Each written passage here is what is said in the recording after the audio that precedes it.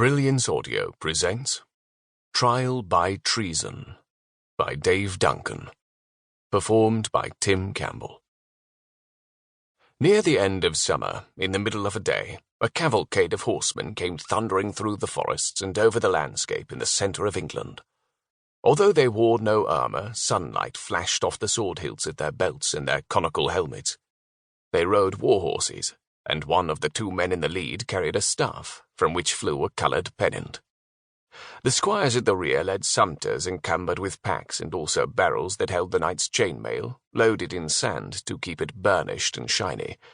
This caravan frightened the livestock and alarmed the peasants cutting barley in the fields, although I admit their leader was always careful to avoid crops as much as he could. There are no highways near Helmden, only tracks, and shortcuts will always tempt men in a hurry. I had expected them to come from the south, but they had failed to find the shortest route, and so they entered the village from the north. I am sure that Helmden did not impress them. A dozen or so cob-and-thatch cottages flanking the road, a public well, a tract of common land, and some majestic elm trees. It even lacked a church, so that the barely literate Father Osric celebrated Mass either inside or outside his own home, depending on the weather. The hamlet's only claim to any importance whatsoever was that it had given its name to an academy that in those days was ranked as one of the finest schools of secular learning in England, if not all Christendom. Looking back now from my doddering old age, I can appreciate how little the academy must have impressed men fresh from the king's court and the ornate cities of France. In appearance it was merely a somewhat tidier repetition of the village, except that the buildings were slightly larger, for most had 2 or even 3 rooms, and so could be glorified as cottages rather than huts. A couple had proper chimneys, which were rare back then. They were grouped around a yard and connected by a boardwalk, shaded by great elm trees. The windows were either fitted with shutters or screens of thinly shaved horn. None were glazed. This had been my home since I was barely old enough to rub down a horse or shovel out a stable. That warm afternoon both Ruffian, a stallion, and Bon Appetit, my palfrey, were saddled and tethered in the yard. They heard hooves approaching long before human ears did, and whinnied an alarm. By the time the cavalcade arrived, I was standing on the boardwalk near the entrance, leaning on my stout oaken cane, waiting for the visitors, with Edig at my side. Other men were emerging from some of the cottages, but we too were obviously the welcoming committee.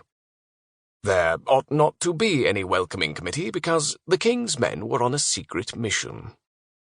The leading 2 horsemen rode into the yard, the rest remained outside.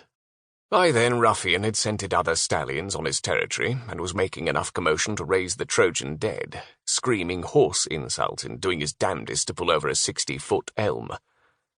The young rider in front, the one who carried the pennant, also bore a shield on his back and thus was obviously a squire. I later learned that his name was Piers. The knight he served followed a few paces behind. Both men wore swords. The knight's mount was one of the stallions that were so exasperating Ruffian, but it was kept under admirable control. The young squire eyed me in the cold way that Normans always eyed Saxons back then, and often still do. In his case, the shiny nose guard between his eyes made his stare even more menacing. "On the king's business, Sir Neil Darrell seeks adept Durwin of Helmden." I bowed, although not much. "You may inform Sir Neil that his quest is being crowned with success. This is the Academy of Helmden, and I am the man he seeks." Piers glanced around at his knight. Receiving a nod of approval, he then backed his gelding away so that the stallion could take its place. If the squire's stare had been cold, the knight's was positively icy. He was not much older than I, large and dark-complexioned, and he sported a thin moustache of the type the king did back then.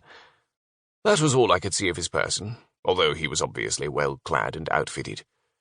In those days, heraldry had not achieved the complexity and importance it has reached now, so he displayed no fancy emblems. What did he see?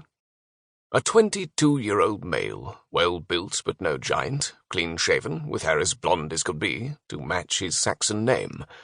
My tunic was of good linen and well-tailored, but on my right foot I wore a boot raised about 4 inches by an iron platform. The king would not have forgotten to mention my impairment, so Sir Neil should be in no doubt that he had indeed found the man he sought.